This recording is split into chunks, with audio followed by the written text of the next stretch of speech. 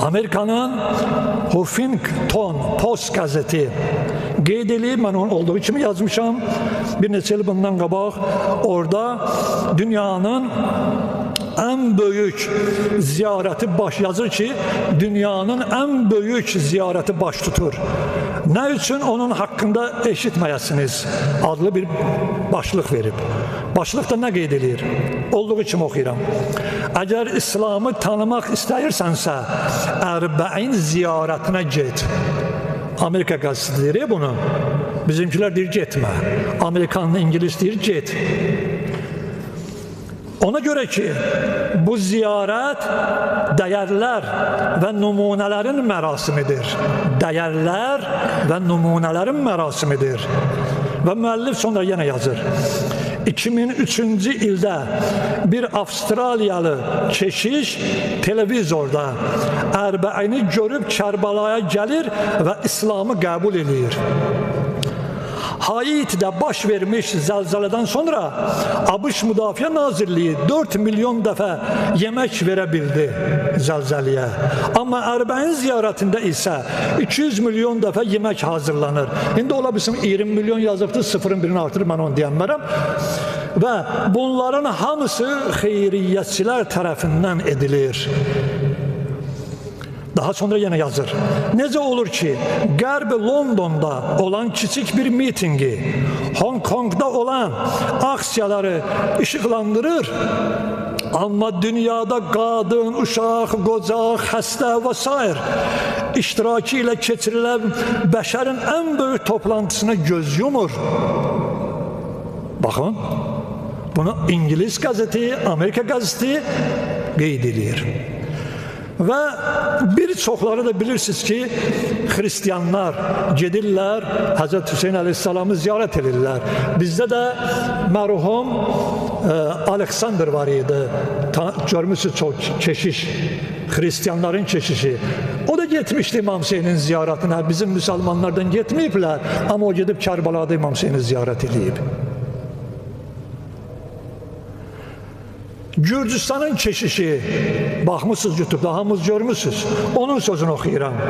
Baş yepiskop Malkhaz Sonqulaşvili gedir İmam Hüseyin əleyhissalamın ziyarətinə və deyir, Kərbalaya gəlin və dünyanın ən böyük qonaqpərvərliyinə və əbədi sevgisinə şahidlik edin.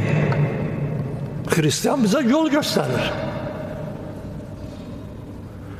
İngilis alimi Edward Brown, nə qədər belə sözlər var. Nə deyir?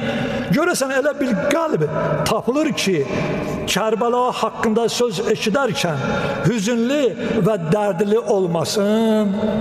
Bəli, tapılar. Ay Edward Brown, Bakıda nə qədər istəsən. Hətta qeyri-müsəlmanlar belə o ruhun, yəni İmam Hüseynin paklığını inkar etmirlər. Bakıda eləyirlər.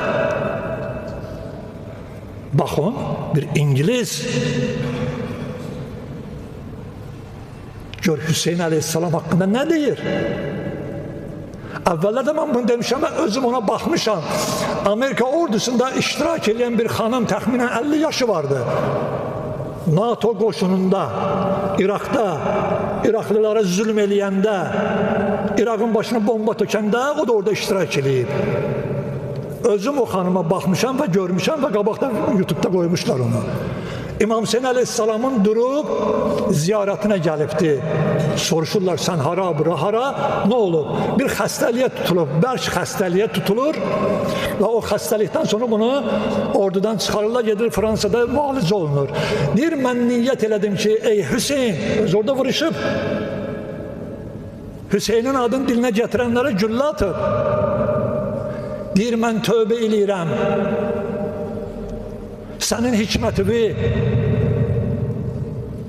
Allah mənim qəlbimə salıb, niyyət eləyirəm. Bu sağalmaz xəstəlikdən mənə nicat ver, mən gəlib sənin Ərbəyində ziyarət eləyərəm. Və Fransada sağalandan sonra getdi Amerika evine, oradan gəlmişdi Ərbəyinə. NATO-nun qoşununda iştirak eləyib. Bax, Hüseyin budur. Əgər insan qəlbən, eşqən İmam Hüseyin əleyhissalamı tanıyarsa, Allah onun qəlbindəki hikməti əməlinə gətirər, dilinə gətirər.